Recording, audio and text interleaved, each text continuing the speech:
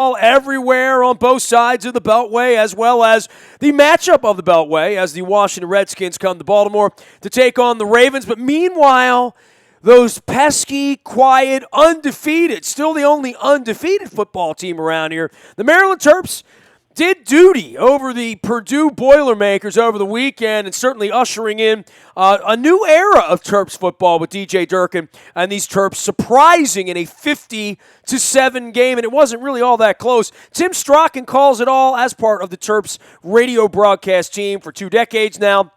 We welcome him in. You can follow him at T13 Strachan. He is Tim Strachan, and dude, I don't know what to say, man. We've been monitoring this since this time last year when all hell broke loose and firings are happening and, interim coaches and the hiring process. I don't know that anyone who follows the Terps could ask for more than where they are right now with this game with Penn State coming up. I don't know if you can ask for more than being undefeated this far in a season. And, looking back on it, it's really not that tough. They didn't have the toughest of non-conference scheduled games. But at the same time, other than the UCF game, their execution has been very good on both sides of the ball. He's got them playing probably the best football that they've played since they've been at the University of Maryland, no matter what class you're in. And it has a lot to do with the energy and the enthusiasm and the winning mentality. That's probably more so than anything, is the winning mentality that he's brought to College Park is rubbing off on these kids. And these kids are saying all the same things. They're saying, it's all about the work we put in. It's all about the energy that we spent from winter through summer through the camp. He's got them thinking in a very different way, and it's all about winning, and it's all about competing. It's all about giving your best.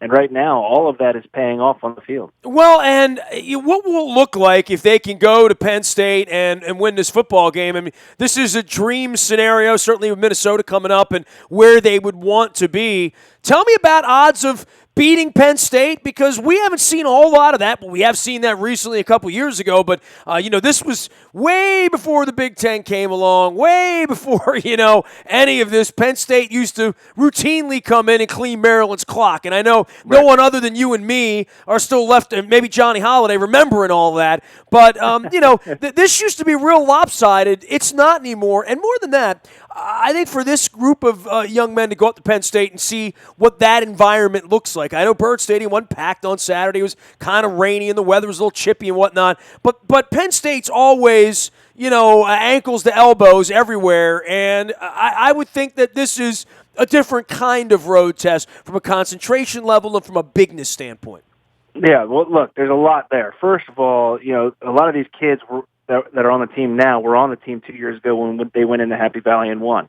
They came out with a 1-point victory then, so it's not completely out of the realm. Two, look, if you talked about Maryland maybe a month and a half ago or longer about possibly being 6-0, maybe even 7-0, you'd have been laughed at and pushed out of the conversation as if you didn't deserve to be a part of it. Today, you're actually brought into the circle because I think a lot of people are going, you know what? There is a chance they could go 6-7-0. Just look at their schedule and look at the way that they're performing. And that UCF game, there was a lot of problems, and it was probably a lot closer than it ever should have been. But then with the week off and the way that they came out against Purdue and did what they're supposed to do to a team like Purdue, it's pretty impressive. Now you're thinking a Penn State team who is having some problems of their own, first of all, not to mention that they're so depleted at the linebacker position, and Maryland just put 400 yards up against Purdue's defense on the ground. So things are really way in Maryland's favor, I think, this week, given all the problems that Penn State's having. And look, they're doing a good job there. There's no doubt about it. James Franklin's doing a good job, and he's going to get them back to a very prominent contending level on a regular basis, but they're still dealing with the sanctions. They're still reeling from that. They may have 85 scholarships, but there's not a whole lot of depth. There's not a whole lot of experience on there. So, yeah, absolutely, Maryland can go into Penn State this weekend and get the win. And not only that, they've got Minnesota, who's going to be as good as Penn State, if not better. Look how they came down to an overtime last week. And then you've got Michigan State, who just lost to Indiana, of all people. Indiana right now is looking like one of the games that's going to be one of the harder ones on Maryland's schedule that they have a chance to win. So yeah, what happened to Michigan State, man? It's all lining up for them to have just an incredible season, to be honest. Michigan State flared quickly, didn't they? Wow, right? I mean, they really did. I don't know what's going on. I watched that game, and it's not so much that maybe Michigan State is terrible or anything like that. They've certainly dropped off, but Indiana learned how to play defense, and that's dangerous because they've always had a pretty good offense.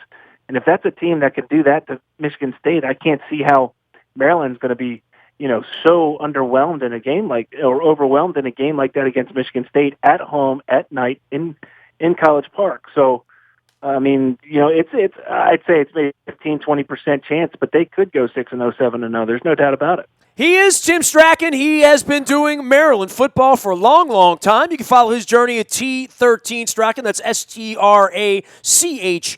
And what do you love about the Terps right now? I mean, obviously they're firing on all cylinders right now, and they're running the ball, right? I mean, that's we've talked about the quarterback. This isn't going to be that 400 yards in the air whack sort of look to the offense. But when they can run the ball and they can eat the clock up and they can score touchdowns instead of kicking field goals, it was really a beautiful thing. I mean, I couldn't kind of get over how powerful they looked on Saturday against Purdue. Yeah, the thing that I love about them is that it seems like if you're in the Gossett Team House and or on the practice field right now and you're a part of this Maryland program, you have totally 100% bought into what DJ Durkin has brought. And it goes back to this winning attitude, back to the way you approach things. Look, there's no doubt that in a few games this year, Maryland's going to be completely and utterly outmatched physically, in terms of execution and things of that nature. I'm talking about the Ohio States of the world, right? I mean, they're going to be completely overmatched, there's no doubt about it. But the fact that he's got some good players on this team, and they've bought into this new way of approaching how they eat, how they sleep, how they, work out, how they approach the off-the-field things. And then on top of it, the way that they're approaching the on-the-field stuff, the way that they're studying, the way that they're competing in every aspect of what they do is making these kids somehow just gel. And the way that these kids talk, it's exciting to see the total change of mentality of these kids. And they're all Division I athletes. They're all capable of getting the job done. Somehow DJ Durkin and his staff has found a way to make these kids really realize, hey, we can do some stuff here. And they're having so much fun. That's the other part of it. It hasn't been fun around Gossett Team House for a few years. They're having so much fun out there, it's not even funny. I mean, it's pretty cool to watch how these kids carry themselves right now compared to a year ago. And I think that's the biggest difference. 4-0 and headed to Happy Valley to try to make it unhappy up there with the Stickies and the Skeller and all that other nonsense that goes on up there in State College. Noon kickoff early. I know many Terps fans will make this trip. Obviously, there's the James Franklin thing, which is another, sort of thick part of this story. But for me, going back 40 years with this thing, the, Capoletti and Claiborne and all that, it was always about recruiting, right? It was always about Penn State always keeping kids in state, bringing kids from out of state. DJ Durkin, in order to stick around here, will have to win many recruiting wars that, let's be honest, a quarter of a century ago or even a decade ago, even at the end of Paterno and the mess that was going on up there with Sandusky, the Terps didn't win those recruiting wars. If you could go to Penn State or Maryland, if you were Richie Anderson, you always picked Penn State, right? That's got to change, and matchups like this and winning matchups like this are really part of that changes that sort of mentality, right? Yeah, no, there's no doubt that Penn State had a swagger in this area in the 80s and early 90s, and they should have, because they proved it. They proved it on the field, and that, you said earlier, maybe not many people remember. Oh, you just go to a Maryland fan site and look at the comments that are mentioned. They remember. They know what. Dude, I remember some 50-7s and some 63-10s. I remember all those. I do. Oh yeah, no, people remember it, and so there's. I had a girlfriend from Penn State then. That was my first mistake, but that's another story altogether. But there's a bad taste in Maryland fans' mouths. But given the state of where Penn State is right now, and what Maryland is doing, and you look at any of these recruiting websites, Durkin has certainly changed the perception of Maryland, and I think he's definitely changed the perception of kids who are in the DMV area about going to Maryland and playing football. There's so many kids now focused on what Maryland is doing and what they're building that they're going to start getting a lot of these kids, and it's no longer going to be a pushover for Penn State and James Franklin to come here and take them. And you're seeing it. I mean, it's unfolding before our eyes. So, yes, this game is not only important for pride, amongst the fan bases, but the recruiting wars and everything that's involved. And that's what's going to be so great about being a part of the Big Ten, and not only that, the Big Ten East, where you're going to be going up against these guys every single year. How long can they continue to do this without throwing the football? And I don't know whether, at some point we will see a game where they'll have 250 yards back. I don't know, but certainly when you're grinding it the way they were, there was no reason to go against it. But I don't know that you really want a 40-20 pass run-pass ratio, I should say. The way Walt Bell would answer that question, in my opinion, is we're going to do what the defense allows us to do. If a defense is going to allow them to run the ball like they did this past weekend and rack up 400 yards, that's what they're going to do. If a defense is going to pack the box with 7, 8 guys, and they're going to go man-to-man on the outside, well, then Maryland's fine with that. They're okay, and they'll throw the ball. They'll find the matchup they like best. I'll take DJ Moore. I'll take, DeAndre Lane. I'll take Levern Jacobs, and he's even a backup. I'll take Will Likely against anybody that Penn State's going to put on them one-on-one. So you want to try and stack the box and stop us from running it, that's fine. They'll go outside after that. But this is what defenses have allowed Maryland to do, and they'll continue to do whatever works. That's the way that Walt Bell's offense works. So, yeah, they're going to have to put it up. But once you go man-to-man and you start beating them a little bit, you're going to have to back off, and that opens up the running game. So that's what they want to do first. That's what wins games. And right now they're getting it done. Were you shocked by this, Tim? I mean, you're the eternal Terps optimist and, been on the radio broadcast for a long time. You've seen some good, you've seen some bad, you've seen some ugly. I would have thought a nice little, 10-point, 2-touchdown win over Purdue. I would have felt pretty good about that. I looked up and, I watched the whole first half, and there was no reason to watch the second half. I didn't think there was any way Purdue could come back. I wish I didn't have to do second half. No, I'm kidding. We had a great time calling that game because, again, these kids are doing what they're supposed to do against teams like that. And we haven't seen that in college ball for a long time. Am I shocked? I was shocked by the score. I thought it was going to be a lot closer than it was against Purdue. Am I shocked that they're 4-0? I'm really not. I'm really not, just given the way that the schedule has been laid out for them. I could have been just as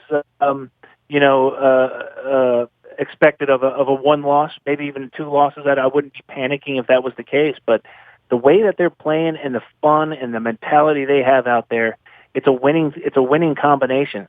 And I think that they have a lot more to do, a lot more to prove this year. And what's scary about it is they have so much more they can to improve upon that in years to come. I mean, they got some young kids coming in who are going to be really good football players. And I've been talking about that perfect storm. If they can keep this momentum going, things are going to be pretty fun out there in College Park for a while. As much as we lamented the loss of the ACC, and certainly in basketball season, and I didn't have any problem with the way it went last year, and the teams were playing and the places we're going. I think many of you who did the Winston-Salems and the Clemsons got kind of tired of it as well. This is new, it's fresh, it's different. But this is third year now. Certainly the awakening here that you see Penn State every year and trying to create some level of rivalry that I think anybody that looked at this on the outside thought, well, Maryland will never keep up with Penn State. Well, wake me up around 3:30 on Saturday afternoon and tell me if the Terps aren't 5-0 because based on what I saw from them, based on what I've seen from Penn State, I don't think there's any reason the Terps can't go win on Saturday for sure. Oh, without a doubt. I don't know I didn't look see what the line was. If there has been one that's been set, but it can't be more than 3 in favor of Penn State if Maryland's not favored. I mean, I'm honest about that. They could be favored going into this game. I haven't seen the line, but with it being a Penn State home game, I can't believe that it would be any more than 3 on their side, and it's going to be that evenly matched up. And again, I think Maryland's got the edge with what they can do in the running game, and the fact that Penn State's so depleted at linebacker right now. They just don't have the depth that's going to be able to keep up with Maryland's pace. And, if they get a little bit of momentum in that game, there's no telling what Maryland can do to them. Well, all the games are a plus or minus 1, and so it's almost a push. It's one. There are some sites that have it one way, and a point one way, and a point the other way. It probably will go off as an even game, I would say. And I'll tell you what, if Maryland goes into Happy Valley and takes another one within 3 years, there's going to be a rivalry.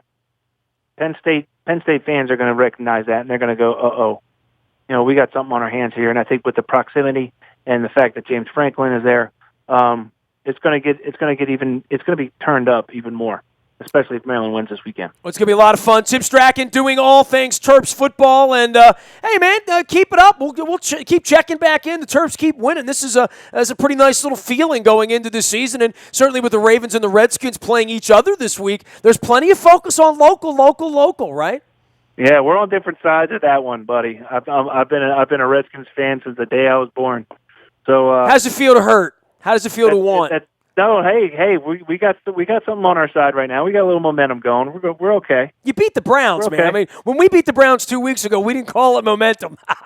Whatever. We were also losing by 3 touchdowns to the Browns at one point. We won the last 2. We'll see how it goes next week. Oh man, here comes the smack talk right at the end. Afterwards, that'd be fun. Man, you're gonna smack talk me on the Redskins right now? I mean, do you really think the Redskins are going to come to Baltimore and beat the Baltimore Ravens? Fan, right? Well, that's what you do when you're a lifelong fan. I tell you, I don't think much of the Redskins, honestly. That's okay. Nor their owner at this point. So we'll see how it goes. All right, buddy. The Ravens are favored. I hope they hold up their end of the bargain. We certainly have some concerns coming off the loss. I must point that out. Hey, great having you on, Tim. Enjoy yourself at up in Happy Valley. Make sure they're very unhappy by about 3:30 on Saturday, okay? You got it, buddy. Thanks. You got it. T13 Strachan out on Twitter, as well as Tim Strachan, and, of course, radio color analyst for Maryland football, motivational speaker, and inspirational dude, if you know Tim's story as well. You can find me out in the Bayou Toyota Audio Vault 24 hours a day from anywhere in the world on your mobile device by downloading the TuneIn radio app. We come in crystal clear anywhere in the world. The internet is served these days, and our tech service is the best thing we do. It's all brought to you by Coons Ford of Security Boulevard. It's breaking news. If there's anything crazy going on with rosters and certainly starting pitching and all that kind of stuff that could be happening this week, it'll happen first there. It's all brought to you by Coons Ford of Security Boulevard. Nasty at WNST.net reaches me 24 hours a day. I'm a very available individual. Twitter, Facebook, LinkedIn, Snapchat, Instagram, streaming live on YouTube on our WNSTV channel as well as on Facebook Live. We are WNST.net, AM 1570 and WNST Towson, Baltimore, and we never stop talking Baltimore sports.